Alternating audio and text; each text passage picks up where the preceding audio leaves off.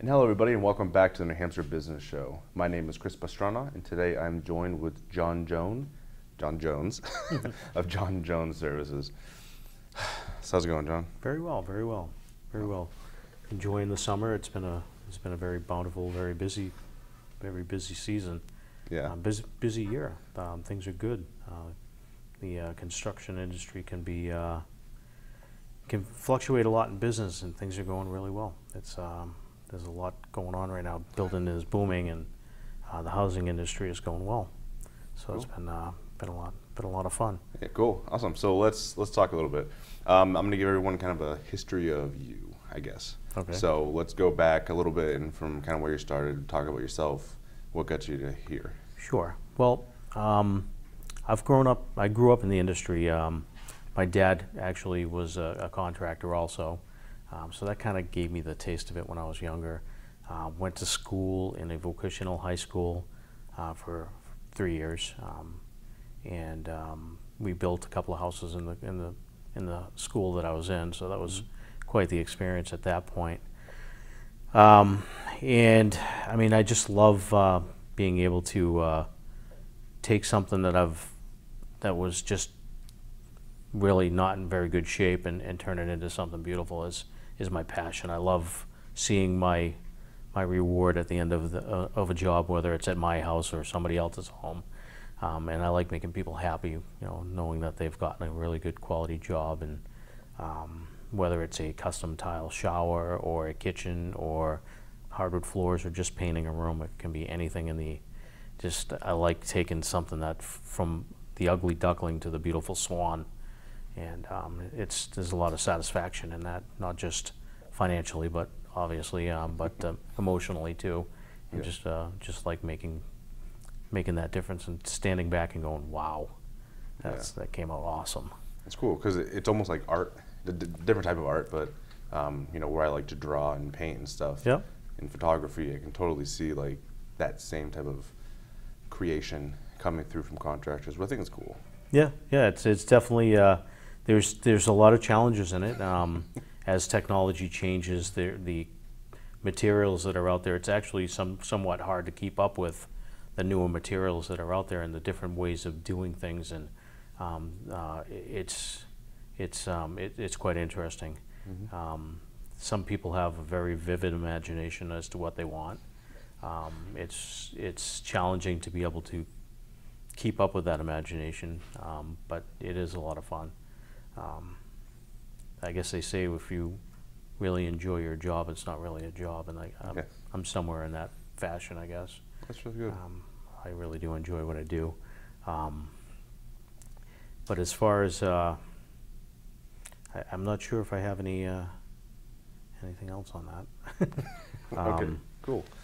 Okay, so as a contractor, I'm just kind of what you are? Yes. Contractor? Yeah. Okay, so this is a very interesting industry because I think everyone has horror stories Oh yeah. of contractors, people they've found, people they've worked with, things like that. So I can see it being tricky. Oh yeah. I mean, one good piece of advice I can give everybody is to definitely do your homework when you're looking for a contractor. Make sure that the subcontractors have their licenses. Make sure that they're insured. I mean, there's a lot of guys out there that are running around that aren't insured and do not run their business properly. Check with the Better Business Bureau. Make sure that they have references from prior customers. Ask to go look at some of the work if they can, if they have it available, depending on the type of work. I mean, a lot of people won't want you in their home looking at their bathroom, but if they, if it's a roofer or a sider or somebody that's doing something that you can do a drive-by on a home, or somebody that built a garage, definitely do your homework and check and see if there's any problems behind that person, so that way you're not writing a large check to somebody and they walk away with it, or because there is a lot of horror stories out there, and it's also the quality of the work too. The workmanship can't be, sometimes is not as good as it should be, and that will reflect on their prior customers. So that'll make a big difference. Yeah, you have to be careful, absolutely. And I think that's Cool. So what type of work do you do? So like specialties, Well, things like that. I specialize in kitchen and bathroom remodeling. I do a lot of custom tile work. I mean, there's a large list of what we do. The kitchens and bathrooms seem to be what I do a lot of. Finished basements, basically anything to do with the interior of the home, hardwood flooring, painting. There really isn't anything we won't do. And if I don't do it, I have a subcontractor that'll do it. So I have electrician, HVAC, plumbers. They're all licensed and insured and ready to do the project. So there isn't much I won't tackle. I try to stay away from some of the larger construction as far as building homes, but small additions and anything like that is pretty much the gist of what I do. That's cool. So you've done some work for me personally, which it still looks great, by the way. Thank you. Thank you. So let's just say, because I was in this position once and quite a few times, you're looking to do something to your house. What are some tips we can give some people on where should we get started? Because we know we want a new kitchen, but we don't know budgets. We don't know if we want tile or brick or whatever. Right, right. So do you have any help for those types of people? Well, I think the first thing you want to do is find a contractor and sit down and discuss with the contractor exactly what you're looking to do. And I mean, from my personal experience, I sit down with people and I try to get a feel for what their budget is. I mean, I've been doing this long enough. I've been in business now for 17, almost 18 years. And I have a pretty good feel as to what things will cost and what kind of an idea. And any good contractor will be able to give you a ballpark figure. I mean, there's some people that think that they can go and have a bathroom remodel done, and a real extensive one, and they really have no idea how much it's going to cost. So if you can kind of steer them in the direction as to, you know, plan A can be a low budget bathroom remodel, plan B can be a medium, and then plan C can be a really expensive one, and try to give them some sort of a ballpark figure. The contractor should be able to turn you into that somewhat of that direction, and kind of funnel you on where to go to start looking for products, whether it's if you're looking for kitchens or bathrooms or tile or granite, or, you know, depending on what your budget is. Say you came to me and said, hey, listen, I have this 12 by 20 kitchen and I want to do the kitchen over, but I only have a $10,000 budget.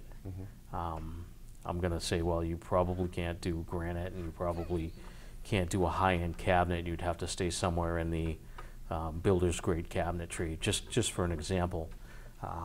So I think the best place to start is to find a good quality contractor that you can trust. And then as far as finding those contractors, I mean, a lot of my business comes by word of mouth. So ask your friends. I mean, you can definitely go online and start looking up general contractors, kitchens, bathrooms, depending on what their specialty is or what you're looking for. I personally am a general contractor, so I can come and do a wide variety of things. But there are guys that are out there that are just flooring contractors, that are just kitchen remodel guys and roofers, and I just happen to do most of it myself. So I think that's probably the best area to go. I mean, I've had clients that have come to me with a you know, a full kitchen design, and you know, their budget's already pretty much blown on their cabinetry, and say that they only have this little bit amount left to do the work. And sometimes, you know, 90% of the projects can be like almost a 50% labor to material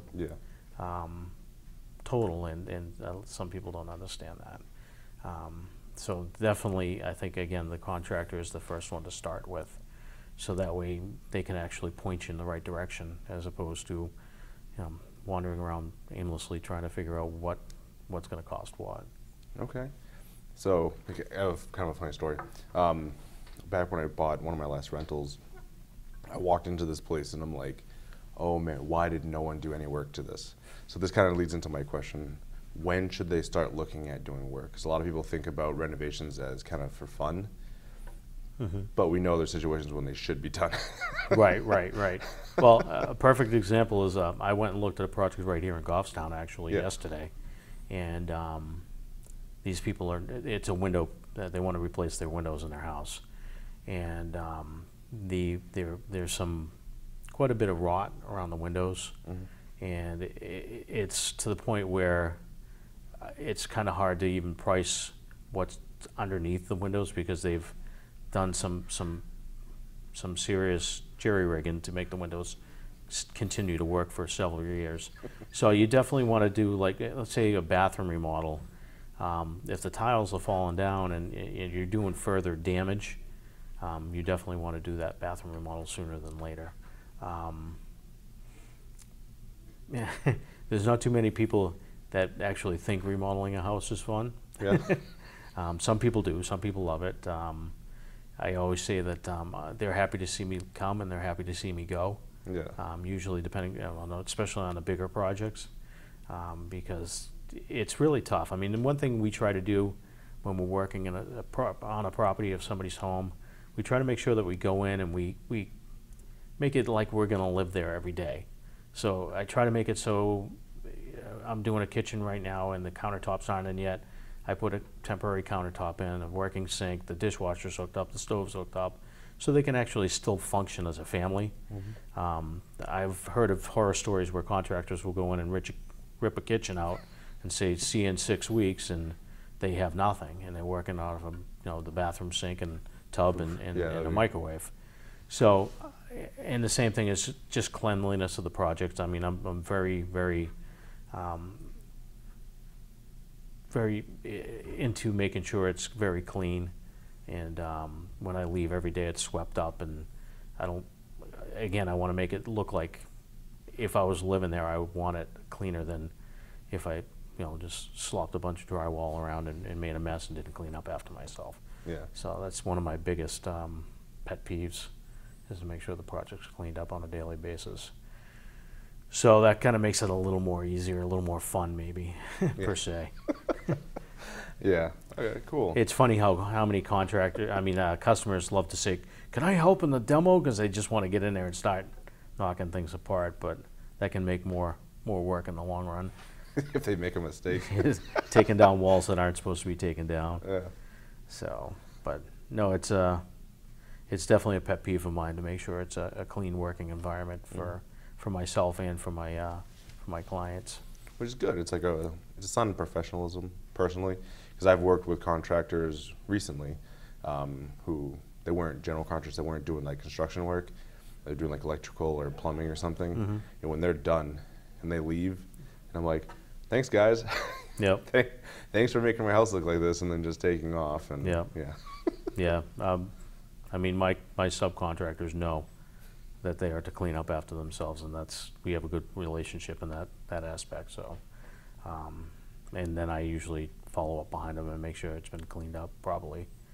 I actually just had a project going where the electrician was there for the day and just putting in lighting and stuff, and I left him drop cloths and a vacuum cleaner and said, "Here you go, clean up afterwards." And so he knew. But yeah, it definitely does make it a little easier for the homeowners too, so they don't have to deal with that. So yeah. Cool. So what are some things people should be looking at? We've talked about the deferred maintenance type deal that I've seen quite a bit, and needing to get these things done. So what are some areas that people should be checking out? Because you mentioned windows, because that can be important for some things. Right.